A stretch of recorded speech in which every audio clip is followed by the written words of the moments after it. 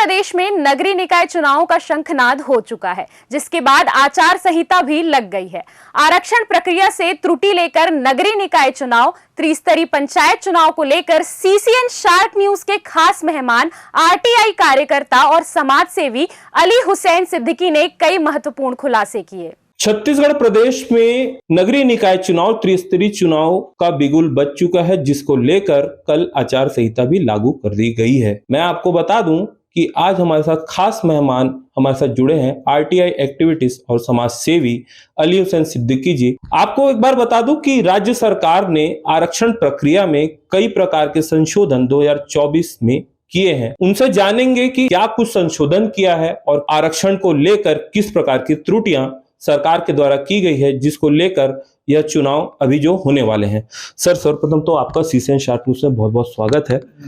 Sir, किस प्रकार का संशोधन किया गया है और किस प्रकार की त्रुटियां की गई है राज्य सरकार के द्वारा? जी, नगर पालिक निगम अधिनियम 1956 की धारा और नगर पालिका निगम अधिनियम की 1961 की धाराओं के तहत कुछ संशोधन किए गए राज्य सरकार के द्वारा, और त्रिस्तरीय पंचायती राज अधिनियम के तहत भी संशोधन किए गए थे। उसमें प्रमुखता जो संशोधन हुए हैं, उन संशोधनों में ये था कि जिस प्रकार से पहले अप्रत्यक्ष रूप से चुनाव होता था, उसको नगर पालिकाओं में और नगर निगमों में अध्यक्षों का चुनाव और महापौर का चुनाव जो है वो हमें देखने को मिला कि अब प्रत्यक्ष रूप से जनता के द्वारा ही चुने जाएंगे, जबकि सरकार जो स्थानीय सरकार जो होती है वो पूरी तरीके से स्वतंत्र रूप से सरकार एक होती है। जिस प्रकार से हम लोकसभा में सांसद का चुनाव करते हैं और उन सांसदों के द्वारा ही प्रधानमंत्री का चुनाव किया जाता है बहुमत दल के आधार पे, और विधानसभा में भी हम देखते हैं कि विधायकों का चुनाव होता है और वो सब विधायक मिलकर के उस विधानसभा के में बहुमत दल का नेता मुख्यमंत्री के रूप में वो चयन करते हैं। लेकिन उसी प्रकार से पूर्ववर्ती जो सरकार कांग्रेस की रही थी, उन्होंने नियम में संशोधन किया था कि जिस प्रकार से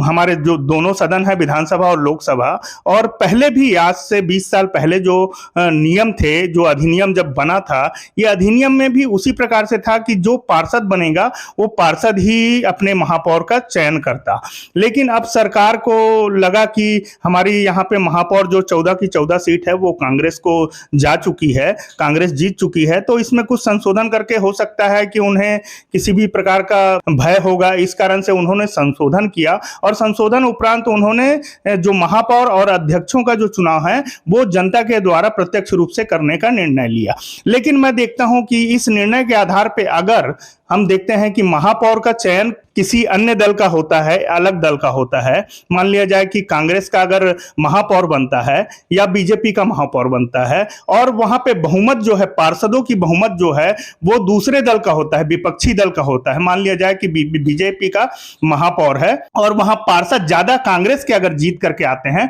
तो हम देखते हैं कि वहां पे क्या होगा कि जो बहुमत है वो सत्ता पक्ष के पास में नहीं होगा, और सामान्य सभा में सारे निर्णय जो हैं सामान्य सभा में वो फेल हो जाया करेंगे। जितने भी प्रस्ताव आएंगे वो सारे के सारे प्रस्ताव जो है वो गिर जाएगा। इसलिए जो संसदीय नियम जो होता है, उस नियम के तहत ही इस नियम को पूर्ववर्ती सरकार ने जिस प्रकार से बनाया था उस प्रकार से रहने देना था, ताकि जनता का भी हित हो सकता और अपने क्षेत्र में वह महापौर और उसके जो एमआईसी सदस्य हैं, पीआईसी सदस्य हैं, वह सब मिल करके अपने सदन को चलाते, और चलाने के उपरांत हर निर्णय को पारित किया जाता, पास किया जाता और शहर का विकास हो सकता। लेकिन इन्होंने अब किस आधार पे, किस सोच के तहत इन लोगों ने नियम में संशोधन किया, वह इन लोगों के जो आईएएस आईपीएस जो बैठे हुए हैं, जो दिमागदार लोग मंत्रालय में बैठे हुए हैं, या फिर इनके जो नेता हैं, उनसे कहीं ना कहीं ये त्रुटि हुई है कि इस चीज को समझने में कहीं ना कहीं उन लोगों ने चूक कर दिया। और दूसरा मैंने देखा कि उसके उपरांत एक और संशोधन किया गया कि अब ओबीसी वर्ग के आरक्षण में जो संशोधन किया जाना था, आरक्षण जो ओबीसी वर्ग का होता है उनको देने के लिए एक नियम के तहत इन्होंने संशोधन किया है। उस नियम में भी बहुत सारी मुझे त्रुटि देखने को मिली, क्योंकि जो नगर पालिक निगम का जो आरक्षण होता है या नगर पालिका का होता है आरक्षण, उसमें हम देखते हैं कि सर्वप्रथम एससी वर्ग के लोगों का आरक्षण किया जाता है, उसके उपरांत एसटी वर्ग लोगों का आरक्षण किया जाता है, जनसंख्या के अनुपात में वह आरक्षण होता है। और उसके बाद से जो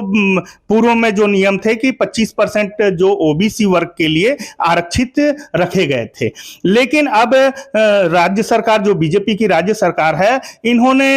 एक आयोग बनाया, अन्य पिछड़ा वर्ग कल्याण आयोग के नाम से, और उस आयोग के मार्फत से इन्होंने एक जनगणना कराने का प्रयास किया। सर्वे, गणना सर्वे कहा जाए उसे, और वो सिर्फ ओबीसी वर्ग के लोगों का गणना किया गया 1 साल में, और उसको आयोग ने सिफारिश की उसकी, और सिफारिश के उपरांत उसको आरक्षण में शामिल किया गया। लेकिन अब यहाँ पे बहुत सारी ऐसी इन लोगों ने नियम बनाते समय में उस परसेंटेज जो 25% ओबीसी वर्ग को मिलता था वह उससे ज्यादा देंगे ऐसा सोच करके इन्होंने नियम बनाया। लेकिन नियम में उन्होंने त्रुटि कर दी कि अब जितने एससी वर्ग के लोग जनसंख्या अनुपात में है उनको पहले दिया जाएगा आरक्षण, एसटी वर्ग के उसके बाद से आरक्षण दिया जाएगा, और उसके बाद से जो बचेंगे उसमें सिर्फ बचेंगे, मतलब यह है कि अब एसटी और एससी वर्ग को जो आरक्षण मिल जाता है, मिलने के उपरांत में देखते हैं कि जो बचेंगे मतलब 50% अधिकतम लिमिट इन्होंने तय कर दी कि अब 50% हम आरक्षण अधिकतम देंगे। तो इस नियम के त्रुटि होने के कारण से अब ऐसा देखने को मिला कि कई जगह में ऐसे हुए, जैसे मैं आप लोगों को बताना चाहूंगा कि जगदलपुर और अंबिकापुर में एससी वर्ग को भी, क्योंकि वहां पे अधिकतम संख्या में 50% के लगभग संख्या में एसटी आबादी रहती है, एसटी आबादी जगदलपुर में और अंबिकापुर में, तो वहां पे जो 50% जो आरक्षण था, हाईएस्ट लिमिट जो थी 50% की, वो सिर्फ अनुसूचित जनजाति वर्ग से ही भर गई। अब भर जाने के बाद से ना ही एससी वर्ग के लिए कोई सीट बची, एक भी पार्षद की सीट नहीं बची, और जो ओबीसी वर्ग के लिए उसके लिए भी एक भी सीट नहीं बची। और उसी प्रकार से हम देखते हैं कि जो आपने देखा होगा जो पंचायती राज में ऐसा था कि पहले 33 जिला पंचायत है हमारे प्रदेश में, उन 33 जिला पंचायतों में से 7 ऐसे जिला पंचायत थे जो ओबीसी वर्ग के लिए आरक्षित थे। लेकिन अब इस नियम के कारण से, जो ये नया नियम इन्होंने संशोधन करके बनाया है, इस नियम के कारण से अब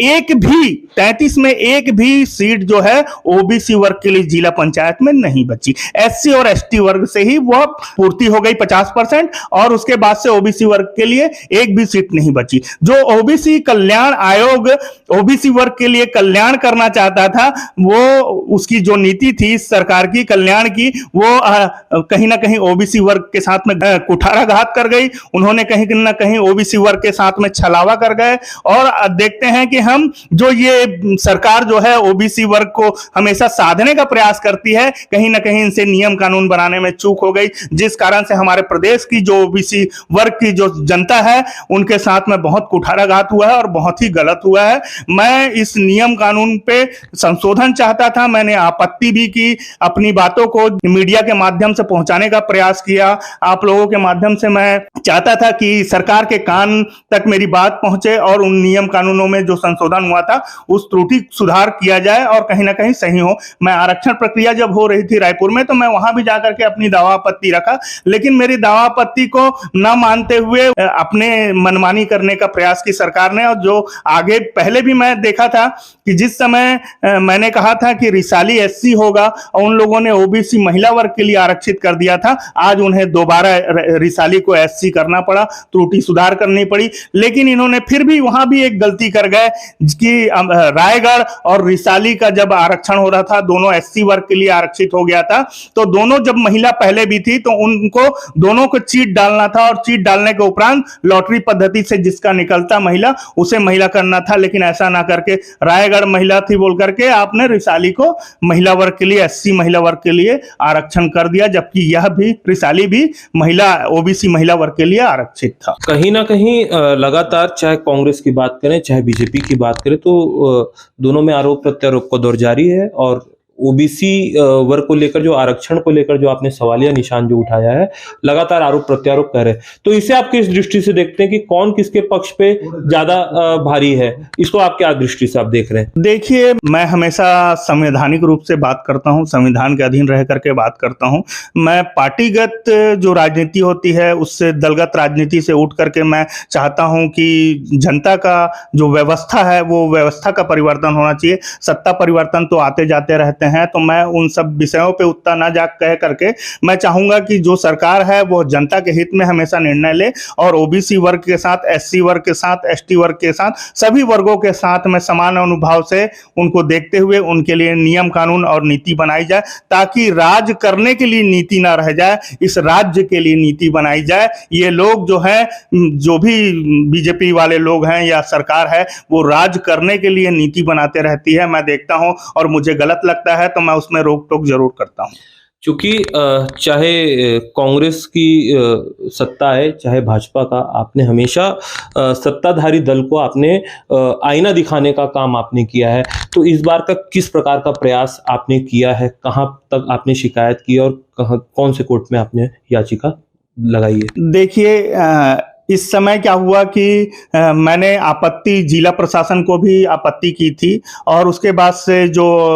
नगरीय निकाय प्रशासन है मैं उसको लिखित आपत्ति अपनी प्रस्तुत कर चुका हूं, लेकिन उसका निराकरण नहीं किया गया। मुझे बताया गया कि आपको लिखित में इसका जवाब दिया जाएगा, लेकिन आज तक के मुझे लिखित में जवाब भी नहीं दिया गया। और इस बीच में चुनाव आचार संहिता लग गई और चुनाव आचार संहिता लगने के कारण से सुप्रीम कोर्ट का स्टैंडिंग ऑर्डर है कि चुनाव आचार संहिता लग जाती है तो चुनाव को बीच में रोका नहीं जा सकता है। इस कारण से मैं अगर अभी हाई कोर्ट जाता भी हूं तो उस पर कोई निर्णय आने वाला नहीं है, इसलिए मैं इस बारी चूक गया हाई कोर्ट जाने से। चूंकि एक और महत्वपूर्ण बात है, आप जैसे जानते हैं कि कल से आचार संहिता की घोषणा हो चुकी है और अभी स्कूली बच्चों की भी परीक्षा है और यह जो समय रहता है यह एक रिवीजन का समय रहता है। तो क्या कुछ असर, इसका दुष्प्रभाव बच्चों के परीक्षा के ऊपर पड़ने वाला है, किस दृष्टि से आप देखते हैं? देखिए, सरकार को कहीं ना कहीं भय था। मैं अभी देख रहा हूं कि सरकार जो धान खरीदी की थी उस धान खरीदी का बोनस जनता को नहीं दे पा रही थी। अब उनको आचार संहिता लगा करके एक बहाना मिल गया कि बोनस ना देना पड़े, इसलिए उन्होंने जल्दीबाजी में अभी आचार संहिता लगाया है और उनको कई दलों ने, मैंने देखा बीच में, कि अवगत भी कराया इस विषय में, लेकिन वह अपनी मनमानी करते रहे और आचार संहिता को लगा दिए हैं। इस बीच में अब जनता जो है, किसान जो है, अपने परिवार के जो भरण पोषण करने के लिए, अपने घर को बनाने के लिए, गाड़ी घोड़ा खरीदने के लिए, शादी ब्याह का सीजन है, अभी बहुत सारी ऐसी आवश्यकताएं रहती हैं लोगों को। अब धान का उन्हें बोनस भी नहीं मिल पाएगा। जो सरकार एक मुश्त देने की बात की थी, आज एक मुश्त क्या, अब किस्तों में भी नहीं दे पा रही है, ये दिखाई देता है। और दूसरा देख रहा हूं कि 15 फरवरी से जितने भी बोर्ड क्लास की स्कूलें हैं उनके एग्जाम चालू हो रहे हैं और उन बच्चों को पढ़ाई के लिए 1 महीना 2 महीना पूर्व वह अपनी पढ़ाई चालू कर देते हैं, लेकिन इस चुनावी शोरगुल में उन बच्चों के पढ़ाई के साथ में दुष्प्रभाव पड़ेगा और उनकी पढ़ाई में कहीं ना कहीं उनके रिजल्ट में इसका परिणाम देखने को मिलेगा। और इन बच्चों के जो आचार संहिता लगने के बाद से जो चुनावी शोरगुल होंगे उनसे कहीं ना कहीं प्रभावित उनकी पढ़ाई होगी और उनके रिजल्ट भी जो हैं वो अच्छे नहीं आएंगे। तो ये सरकार जो है भविष्य लोगों को बनाना नहीं चाहती है, ये सरकार जो है बच्चों के भविष्य के साथ में खिलवाड़ कर रही है और सिर्फ सत्ता पाने के लिए यह चुनाव करवा रही है। तो ये थे हमारे साथ आरटीआई एक्टिविस्ट और समाज सेवी अली हुसैन सिद्दीकी से, जिनसे हमने जाना राज्य सरकार ने जो नियम संशोधन जो किया है उसमें काफी त्रुटियां हैं, चाहे आरक्षण प्रक्रिया से लेकर स्कूली बच्चों की परीक्षा और यह चुनाव, इससे महत्वपूर्ण बातें अली हुसैन सिद्दीकी जी ने बताई है। अब देखना यह होगा कि आगामी जो रणनीति अली हुसैन सिद्दीकी साहब की रहती है वह किस प्रकार की होगी। कैमरा पर्सन राज यादव के साथ Ravi Kumar Sonkar, CCN sharp news, Bhilai.